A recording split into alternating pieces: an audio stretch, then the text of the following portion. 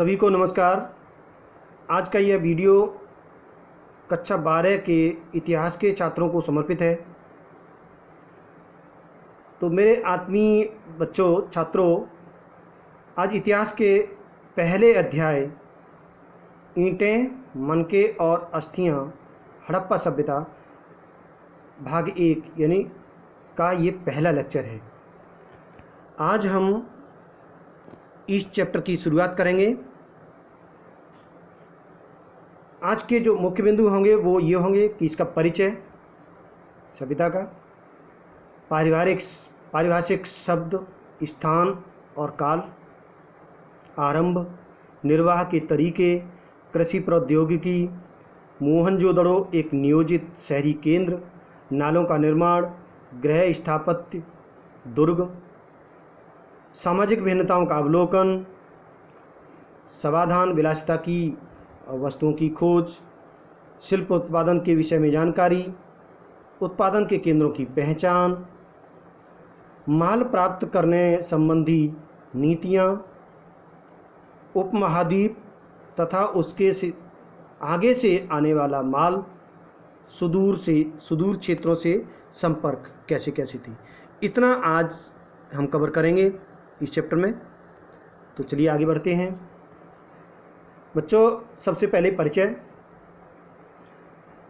ये पहले तो हम ये जान लें कि जो इतिहास की जो जानकारी है वो हम इतिहास को 3 भागों में बांट कर देखते हैं। एक प्राग इतिहास भी कहते हैं या प्राग इतिहास कहते हैं। दूसरा आद्य इतिहास, तीसरा इतिहास। प्राग इतिहास जिसकी कोई लिखित जानकारी नहीं है, किसी भी तरह की कोई लिखित जानकारी नहीं है। आद्य इतिहास यानी जो समय की आद्य इतिहास में लिखित जानकारी तो है लेकिन उसको पढ़ा नहीं जा सका, तो ये आद्य इतिहास में आता है। और इतिहास पूर्ण रूप से लिखित जानकारी है और उसको पढ़ा भी जा सका है, तो वो इतिहास में आएगा। तो ये जो हम बात कर रहे हैं वैदिक सभ्यता, जो हड़प्पा सभ्यता की, ये आद्य ऐतिहासिक है। और जो वैदिक सभ्यता होगी आगे की, इसके बाद की वैदिक सभ्यता और उसके बाद, ये इतिहास में आएगा। उसकी जानकारी हमें लिखित रूप में है और पढ़ी भी जा सकी। तो ये सभ्यता आद्य ऐतिहासिक सभ्यता है। इसकी जानकारी हमें पुरावस्तुओं जैसे उनके आवास, मृदभांड, आभूषण, औजारों और मोहरों, इनके माध्यम से हमें मिलती है। इनकी बारे में हम चर्चा करेंगे आगे। एक चीज़ और, इस सभ्यता की जो महत्वपूर्ण वस्तु है ये याद करने लायक है, ये प्रश्न में भी आता है। जो विशिष्ट वस्तु है वो है मोहर, इसको भी हम जानेंगे। संस्कृति शब्द का मतलब क्या है? सभ्यता या संस्कृति किसको कहती है बच्चों? संस्कृति ऐसे समूह जो एक विशिष्ट शैली के हों और सामान्यतया एक साथ रहते हों।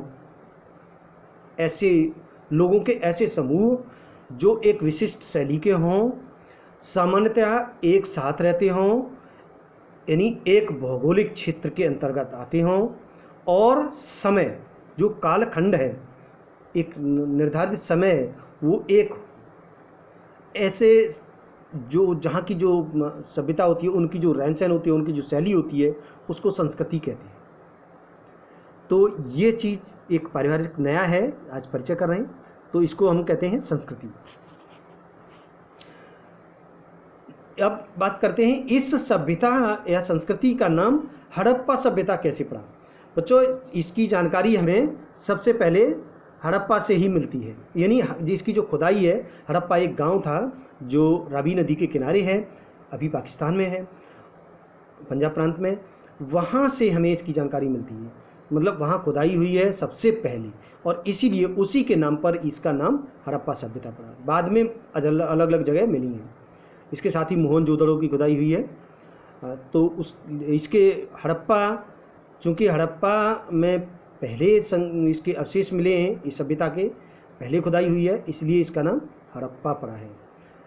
अब आगे चल के जो इसके अवशेष फिर और बहुत सारी जो जगह मिली हैं, वो सिंधु नदी है, अभी पाकिस्तान में है, उसके इर्द गिर्द उसके आसपास मिले हैं, तो इसलिए इसका नाम सिंधु घाटी सभ्यता पड़ा है, और इसी को सैंधव सभ्यता भी शॉर्ट में कहती है। आगे अभी और आगे ये कहा गया है कि जो पहले सरस्वती नदी बहती थी, आज भारत में जो हरियाणा और राजस्थान का जो इलाका है वहाँ से होकर निकलती थी, तो ये सरस्वती नदी भी अस्तित्व में थी तब, और सरस्वती और सिंधु नदी के बीच में ये सभ्यता फली फूली विकसित हुई है, तो इसलिए इस सभ्यता को सिंधु सरस्वती सभ्यता के नाम से भी जाना जाता है। हालांकि एनसीईआरटी में इसका जिक्र नहीं है। तो ये तो रही नाम की बात। अब काल यानी समय कौन सा था, ये जो आपके सामने है 2600 बीसी से लेके और 1900 बीसी तक का, यानी 700 साल तक का ये जो सभ्यता का काल है, ये परिपक्व काल है। इसमें इस दौरान ये पूर्णतः विकसित थी ये सभ्यता, और इसके बाद का समय है फिर वो धीरे धीरे पतन की ओर गई है, और इससे पहले भी विकसित थी। यानी जो सबसे अच्छा दौर है वो ये है, और इसी दौर को हम पढ़ेंगे। ये सभ्यता का कैसे दौर था, कैसी थी ये सभ्यता, इसी काल को हम पढ़ेंगे इस सभ्यता का। अच्छा देखिए, ये जो सभ्यता का हमने विस्तार लिखा है, वो ये भारत के नक्शे में जो मिश्रित नक्शा है भारत, पाकिस्तान और अफ़गानिस्तान का, ये जिस क्षेत्र में थी उसी क्षेत्र की है। ये अरब सागर की तरफ का, गुजरात से लेके, हालांकि इसमें महाराष्ट्र के भी एक कई क्षेत्र आते हैं, वो इसमें नहीं है, अफ़गानिस्तान तक है, कुछ क्षेत्र इसमें दर्शाए गए हैं। तो देखिए, इसमें पूर्व में इसका जो विस्तार था, आलमगीरपुर हिंडन नदी के किनारे, वो भी इसमें नहीं है। आलमगीरपुर हिंडन नदी के किनारे है मेरठ, पश्चिम उत्तर प्रदेश में, ये इसका क्षेत्र था। ये यहाँ पर रहा होगा, ये करीब। उसके बाद पश्चिमी जो है सुतका गंडोर, ये है सुतका गंडोर, दास नदी के किनारे, बलूचिस्तान पाकिस्तान में पड़ता है। इसके बाद मांडा, ये है जम्मू कश्मीर में है। दायमाबाद इधर कहीं आता है, ये नीचे साइड में, नीचे आएगा। तो ये देखिए बच्चे, ये जो इसका जो बना, इसका जो विस्तार हुआ लगा, वो ऐसे देखिए इस तरह से गई है, लगभग ऐसे जाके लगभग ऐसे नीचे तक गया है, और वहाँ से ऐसे ये क्षेत्र था इसका, इस तरह से ऐसे आता है, ऐसे होके ऐसे। इसी को, इसका जो हड़प्पा सभ्यता का जो क्षेत्र है, इसको त्रिभुजाकार कहा गया है। इसकी जो आकृति थी त्रिभुजाकार थी। और नोट कर लीजिए, पूर्व से पश्चिम तक 1600 किलोमीटर लगभग, और उत्तर से दक्षिण तक 1400 किलोमीटर। इसका कुल क्षेत्रफल लगभग 13 लाख वर्ग किलोमीटर में थी। ये बहुत विस्तार था इसका, बहुत बड़ा विस्तार था, बहुत बड़ी सभ्यता थी। यूँ कहें कि मेसोपोटामिया और मिस्र की जो समकालीन सभ्यताएं थीं, उन दोनों के क्षेत्रफल को मिला लें तो ये 12 गुना लगभग थी, इतने क्षेत्रफल में थी। तो ये हमें गौरव होना चाहिए, हमारी पुरानी प्राचीन सभ्यता थी। ये दक्षिण की बात की हमने, उत्तर की मांडा है चेनाब नदी के किनारे, और दक्षिण में दायमाबाद गोदावरी नदी के किनारे है महाराष्ट्र में, ये इसका क्षेत्र है। आरंभ कैसा हुआ है इसका, देखिए ये जो परिपक्व काल है, ये तो आरंभ इसका, इससे पहले भी कई संस्कृतियाँ रही हैं, अस्तित्व में थीं, और इसके जो विशिष्ट मृदभांड थे, इससे संबंधित हमें जानकारी मिलती है। कई जगह पुरानी भी चीज़ें मिली हैं, हड़प्पा सभ्यता से पुरानी भी चीज़ें मिली हैं इतिहासकारों को। तो ये है, और कृषि वगैरह, कृषि का भी पहले ज्ञान था, उससे पहले भी ज्ञान था। पशुपालन और शिल्पकारी के साक्ष्य भी मिलते हैं। लेकिन एक जो अंतर तो दिखता है इसमें, वहाँ पर छोटी बस्तियाँ थीं, इससे पहले छोटी बस्तियाँ थीं, बाद में इनका शहरीकरण हुआ है। ये जो हम जो काल पढ़ रहे हैं, वो पूर्णतः शहरी सभ्यता थी। इनके निर्वाह के तरीके क्या थे, देखिए इनके जो भोजन था वो शाकाहार तो था ही, और जब शाकाहार नहीं मिलता तब जानवरों से की तरफ गया है मनुष्य।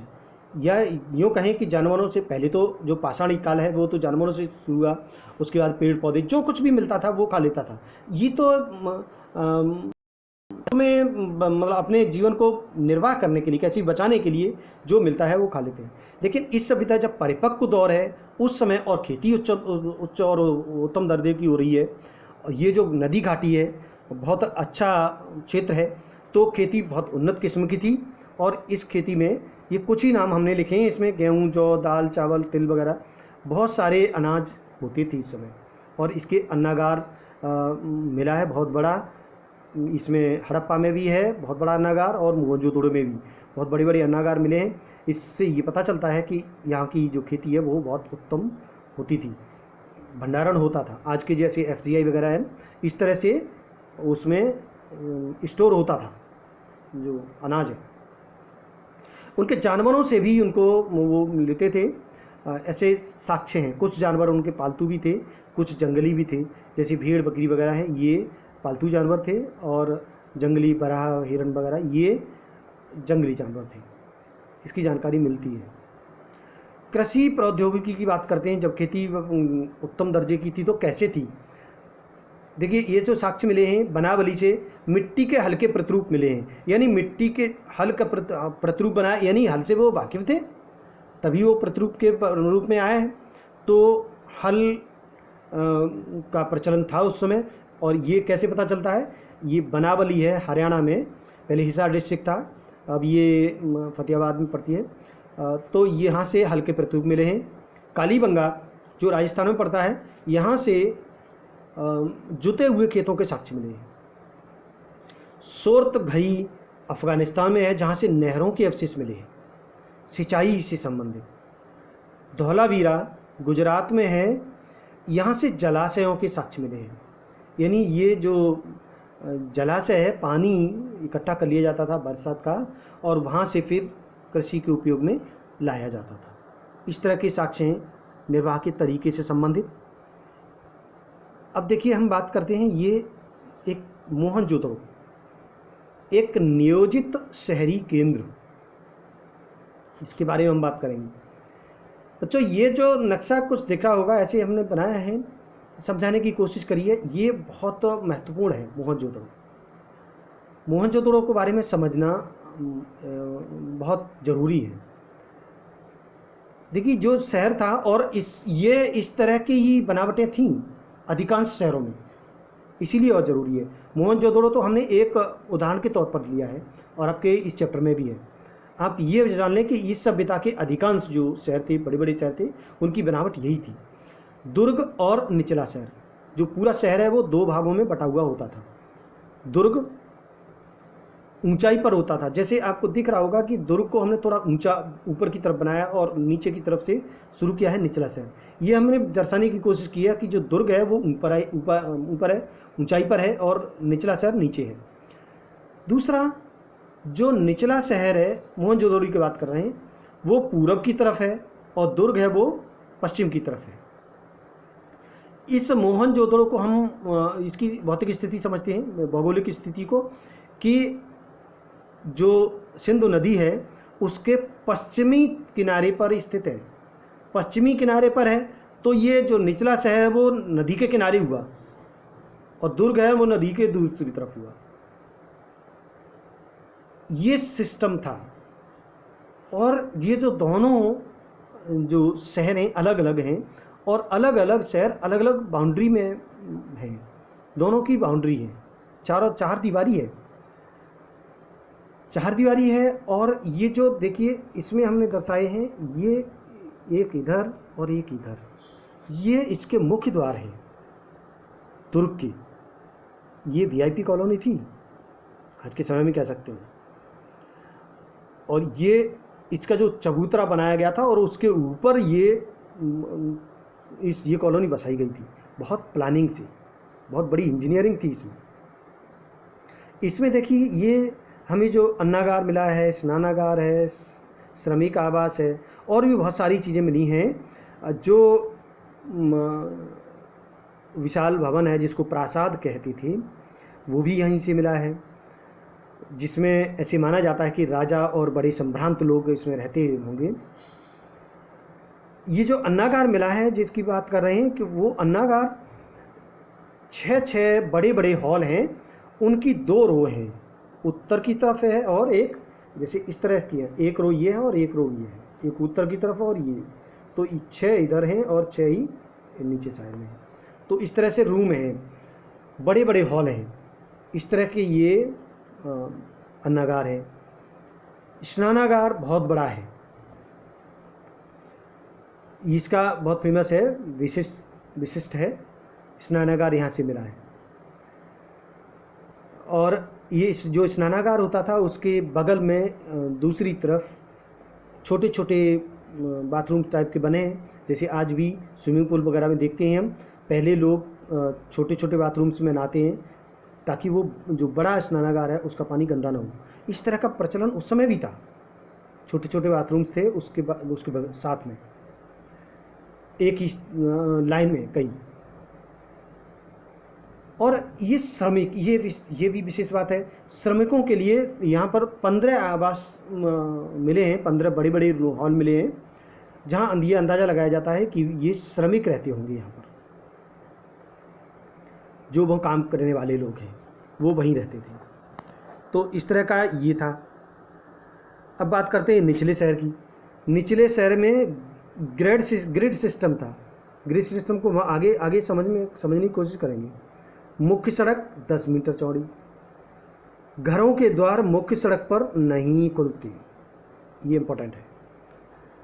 लोथल एक जगह ऐसी है जहाँ पर जो घरों के द्वार हैं वो मुख्य सड़क पर खुलते हैं, और घरों के जो प्रवेश द्वार हैं उनके सामने एक दीवार रहती थी। घरों में लगभग हर घर में कुआं रहता था। पानी की निकासी हेतु नालियाँ, ये बहुत इम्पोर्टेंट है, ये इम्पोर्टेंट है। नालियों से संबंधित प्रश्न आता है कभी कभी, पानी निकासी से संबंधित, तो ये आगे चल के हम और समझने की कोशिश करते हैं। देखिए, मैंने ये कुछ दर्शाने की कोशिश की है। एक ब्लॉक है उस मोहनजोदड़ो के शहर का। देखिए, इस साइड में ये एक मुख्य सड़क है, एक इस साइड में है और एक इस साइड में है। ये जो मुख्य सड़क है ये 10 मीटर चौड़ी है। इसके बाद फिर ये संपर्क मार्ग आए, उसके बाद फिर ये गलियां गई।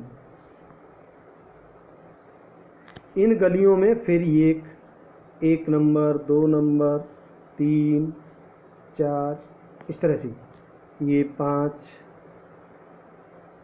6, 7, 8, 9, ऐसे इस तरह से ये मकान है।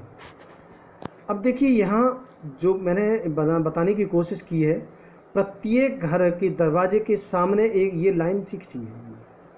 ये गेट के सामने, जब ये बात की थी कि गेट के सामने दीवार होती है, इसका मतलब ये था कि जो गली में आदमी खड़ा है उसको घर में क्या हो रहा है वो दिखेगा नहीं।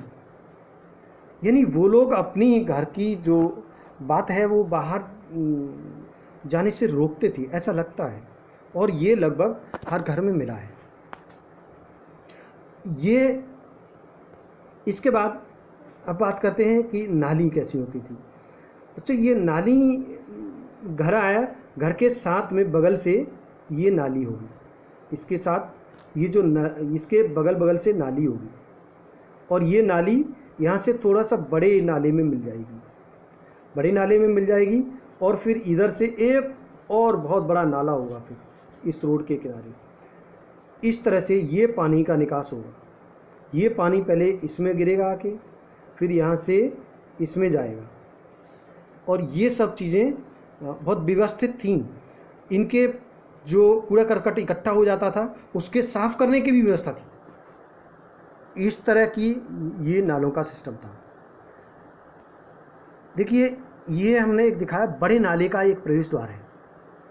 अब देखिए, इसमें पूरा आदमी खड़े होकर जा सकता है। ये अंडरग्राउंड था, और जगह जगह पर इसके लिए होल बनाए हुए थे, मैन होल जिसको कहते हैं, मैन होल बनाए हुए थे ताकि उसको साफ़ किया जा सके, और साफ़ किया जाता था, और ऐसे कचरा जगह जगह मिला है। बच्चों एक चीज़ और, ये मोहनजोदड़ो है, मृतकों का टीला कहा जाता है इसको। यहाँ पर बहुत इकट्ठी डेड बॉडीज़ मिली हैं, कंकाल मिले हैं, डेड बॉडी नहीं, कंकाल मिले हैं, एक के ऊपर एक, हाथ पकड़े हुए, सीढ़ियों के नीचे, मेन गली में, इस तरह जगह जगह पर मिले हैं। ये अंत में हम बात करेंगे कि इस सभ्यता का अंत कैसे हुआ, वहाँ बात करेंगे। तो यहाँ हम एक चीज़ कह देते हैं, बहुत सारे कंकाल मिले, तो ये इसीलिए इसका नाम मृतकों का टीला भी कहा जाता है। और एक चीज़, इसको सिंध का बाग के नाम से भी जाना जाता है। इस बहुत अच्छा शहर था, सिंध का बाग के नाम से भी इसको जाना जाता है। तो इस तरह का था हमारा ये मोहनजोदड़ो, इतना बड़ा विशाल इसका नाला।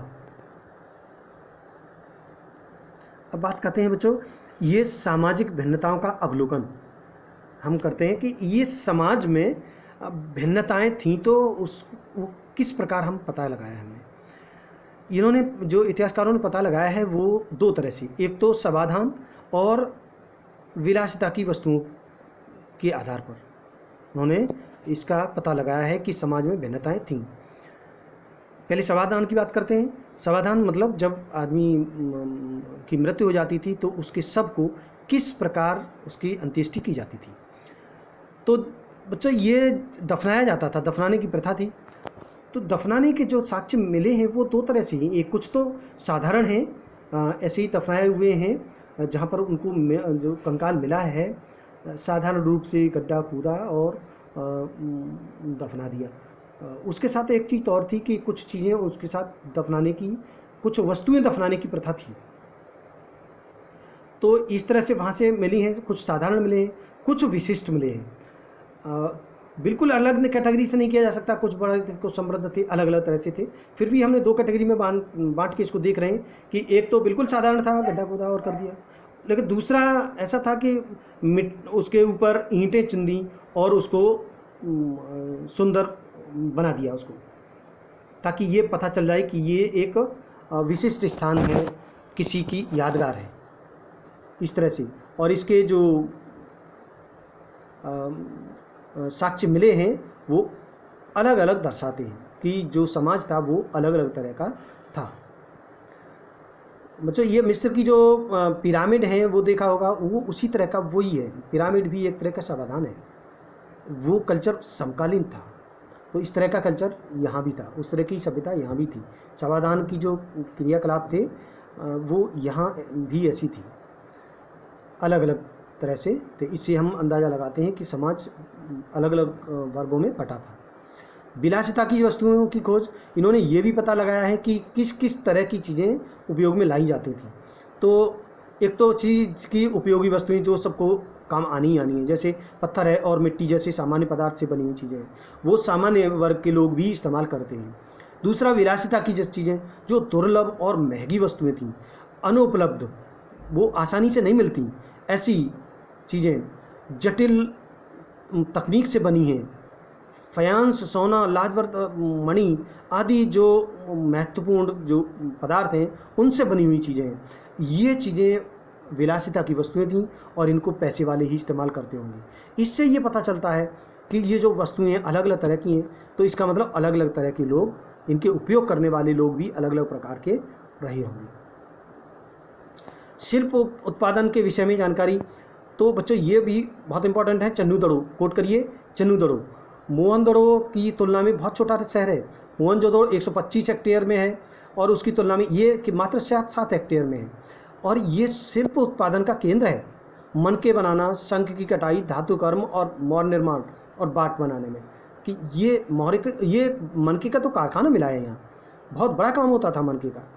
नागेश्वर और बालाकोट समुद्र के नज़दीक हैं, समुद्र के समीप हैं, निर्माण के विशिष्ट केंद्र। यहाँ शंख बहुत मिलते हैं समुद्र के किनारे, और उसकी चूड़ियाँ, करचियाँ और पच्चीकारी का काम बहुत होता था यहाँ। ये शिल्प के केंद्र थे। मनकों के निर्माण में प्रयुक्त पदार्थ, किस किस प्रकार के जो पदार्थ थे, कौन कौन से इस्तेमाल होते थे। तो देखिए कार्नियल, लाल रंग का जो बहुत सुंदर पत्थर होता था, जैस्पर, स्फटिक, क्वार्ट्ज, सिलकड़ी, तांबा, कांसा, सोना, शंख, फ्यांस। फ्यांस ये एक बहुत बारीक पिसा हुआ मिट्टी टाइप का ही होता है जो चिकना हो जाता है, उससे बर्तन वगैरह बनाए जाते थे, पक्की मिट्टी वगैरह आदि के। तो ये निर्माण में मनके भी इसके बनते थे। मनकों के आकार कैसे होते थे? मनके चक्राकार, बेलनाकार, गोलाकार और ढोलकाकार। मतलब ढोलकाकार इधर उधर से थोड़े से पतले और बीच में मोटे, इस तरह के होते थे।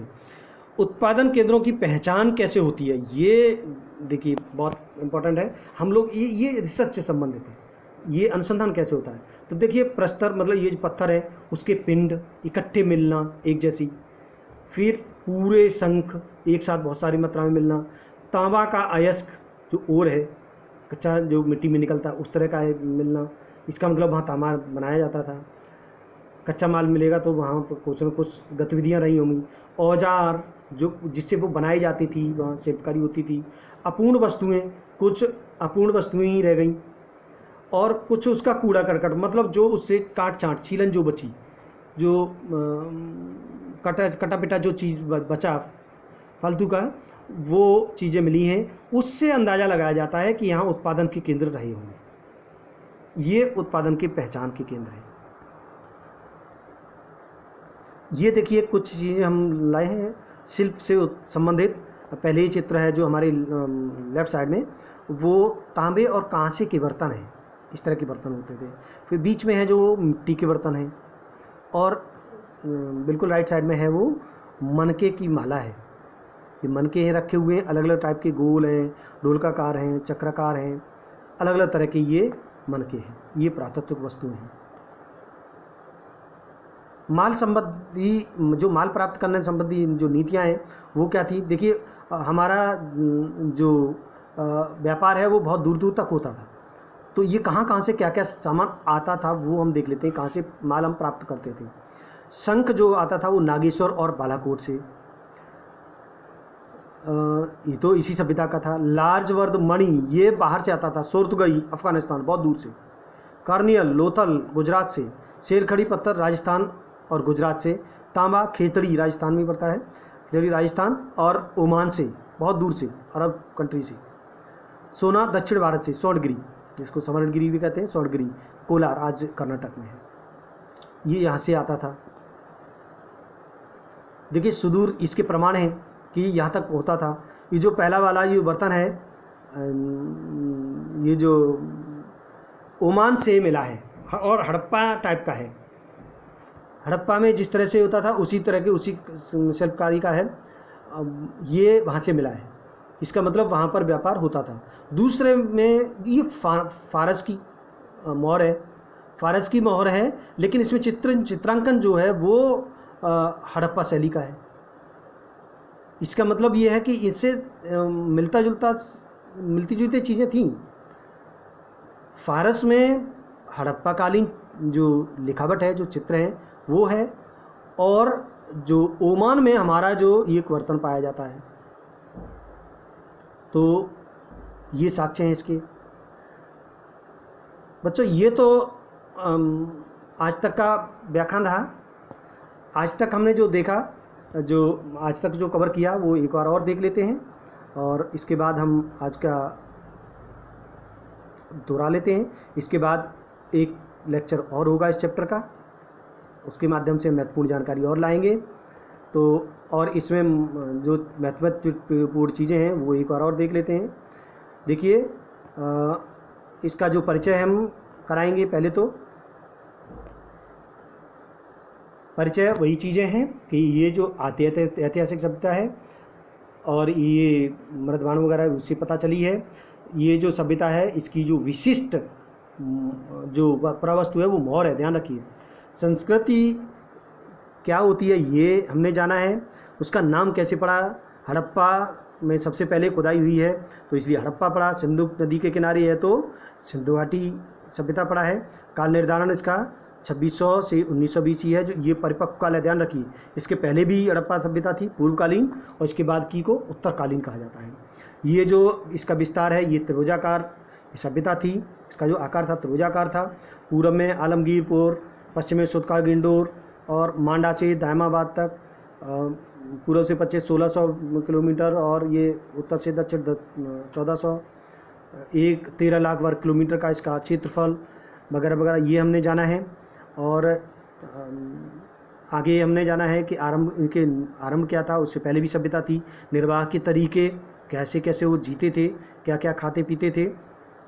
मोहनजोदड़ो, इसके बारे में ध्यान रखिए। मोहनजोदड़ो एक चीज़ और है, मोहनजोदड़ो सिंधु नदी के किनारे है, हड़प्पा रावी नदी के किनारे है, ध्यान रखें।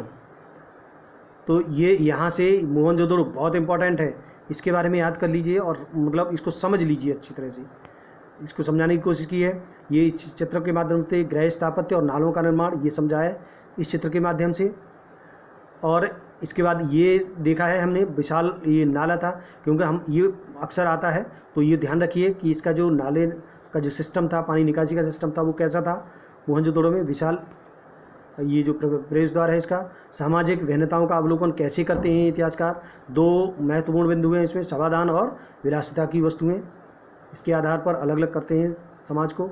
शिल्प उत्पादन के विषय में जानकारी, चन्नू दड़ो याद रखना, चन्नू दड़ो और लोथल, चन्नू दड़ो और लोथल, यहाँ पर देखिए लोथल ये जो है शिल्प उत्पादन के केंद्र थे।